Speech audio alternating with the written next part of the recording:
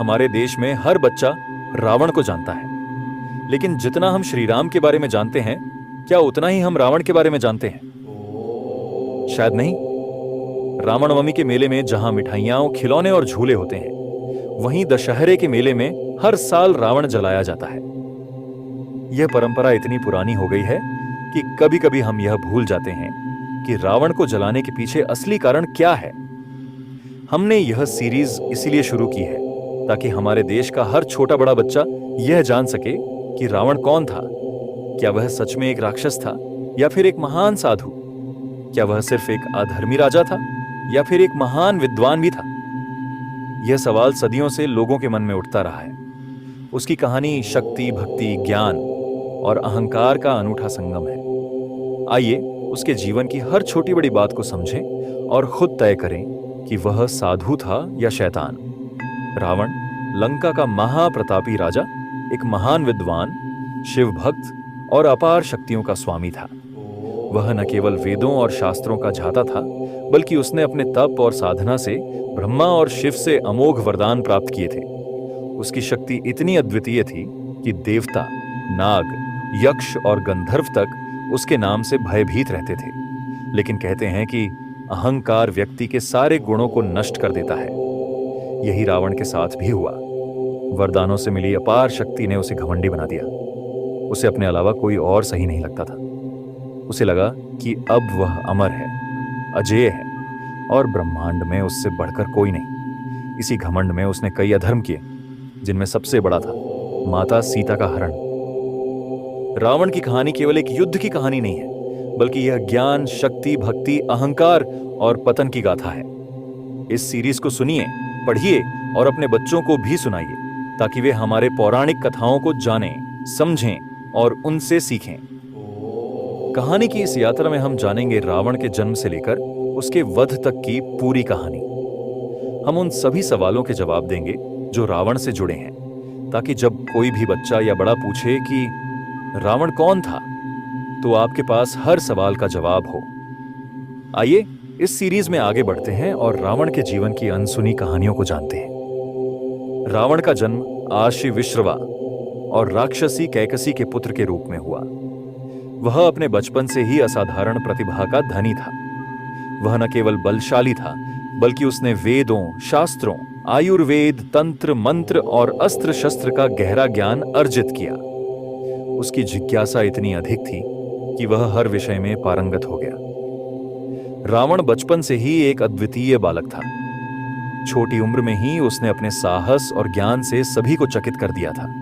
उसमें ज्ञान प्राप्त करने की अपार जिज्ञासा थी और आत्मज्ञान के बल पर वह दिन ब दिन और अधिक शक्तिशाली बनता जा रहा था। उसके लिए कुछ भी असंभव नहीं था। वह जो ठान लेता, उसे पूरा करके ही दम लेता था। रावण का ज्ञान इतना विशाल था कि कोई भी देवता, अर्षि या मुनि उसके सामने नहीं टिक पाते थे। वह वेदों, आयुर्वेद, शास्त्रों, अस्त्र शस्त्र, विज्ञान, भूगोल और समाज शास्त्र का गहरा झाता था। कहा जाता है कि एक समय ऐसा आया जब देवता, नाग, गंधर्व सब उसके नाम से ही कांपने लगे। पूरे ब्रह्मांड में यदि कोई उसकी शक्ति को रोक सकता था, तो वह केवल भगवान शिव थे, क्योंकि रावण उनका परम भक्त था। रावण की तपस्या इतनी प्रचंड होती थी कि तीनों लोक हिल उठते थे। जब वह मंत्र जाप करता था, तो देवताओं के आसन तक डोलने लगते थे। अपनी कठोर तपस्या से उसने ब्रह्मा जी और शिव जी से कई अद्भुत वरदान प्राप्त किए, जिनकी शक्ति ने उसे विश्व विजेता बना दिया। जिनमें एक ब्रह्मा जी द्वार वरदान मिला कि कोई देवता, दानव, गंधर्व या यक्ष उसे नहीं मार सकता। शिव जी ने उसे चंद्रहास नामक दिव्य तलवार दी और अटूट शक्ति का आशीर्वाद दिया। लेकिन फिर ऐसा क्या हुआ कि जिसने पूरी दुनिया को जीत लिया, वह खुद हार गया। कहते हैं कि अहंकार व्यक्ति के सारे गुणों को नष्ट कर देता है। यही रावण के साथ भी हुआ। वरदानों से मिली अपार शक्ति ने उसे घमंडी बना दिया। उसे अपने अलावा कोई और सही नहीं लगता था। उसे लगा कि अब वह अमर है, अजेय है और ब्रह्मांड में उससे बढ़कर कोई नहीं। इसी घमंड में उसने कई अधर्म किए, जिनमें सबसे बड़ा था माता सीता का हरण। रावण ने छल और बल से माता सीता का हरण कर लिया, जो कि भगवान श्री राम की पत्नी थी। यह उसका सबसे बड़ा अपराध था, जिसने उसके विनाश की कहानी लिख दी। वह भूल गया कि अधर्म की उम्र सीमित होती है। उसकी शक्ति और ज्ञान होते हुए भी वह अपने अहंकार पर विजय नहीं पा सका, और यही उसकी हार का सबसे बड़ा कारण बना। रावण के जीवन में एक समय ऐसा आया जब उसका घमंड उसे पागलपन की ओर ले जाने लगा। उसने अपने बल के नशे में यह भूल कर दी कि अधर्म का अंत निश्चित होता है। माता सीता हरण के बाद उसने श्री राम को मात्र एक साधारण मानव समझकर उसका अपमान किया, लेकिन वह यह भूल गया कि श्री राम स्वयं नारायण का अवतार थे। जब श्री राम ने रावण के अत्याचारों का अंत करने के लिए युद्ध किया, तब एक एक करके उसके सभी शक्तिशाली योद्धा मारे गए। उसके पुत्र मेघनाद, भाई कुंभकर्ण और पूरी सेना का संहार हो गया। अंततः जब श्री राम ने युद्ध में रावण के 10 सिर काट दिए, तो वह फिर से उगाते। अंत में विभीषण के कहने पर श्री राम ने रावण के नाभि में अमोघ बाण चलाया, जिससे रावण का अंत हो गया। अब सवाल उठता है कि क्या रावण पूरी तरह बुरा था? नहीं, रावण केवल बुरा नहीं था, वह एक महान विद्वान था। वह 4 वेदों और 6 शास्त्रों का झाता था। उसे शिव तांडव स्तोत्र का रचयिता माना जाता है। वह अतपस्वी और शिव भक्त था। उसने भगवान शिव को प्रसन्न करने के लिए अपना सिर काटकर अर्पित कर दिया था। वह द्वकेश लशास्कु था, लंका को सोने की नगरी बनाने वाला राजा, जिसकी प्रजा उसे पूजती थी। वह तीबलशाली योद्धा था। उसने इंद्र, कुबेर, यमराज और वरुण देव को भी युद्ध में पराजित किया था।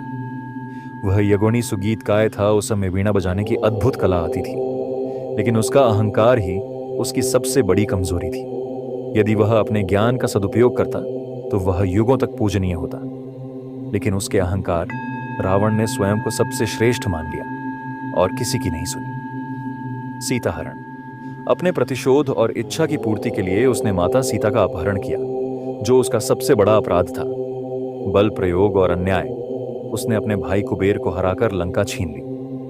अर्षियों पर अत्याचार। उसने कई अर्षियों के यज्ञ और तप को बाधित किया। तो क्या रावण साधु था या शैतान?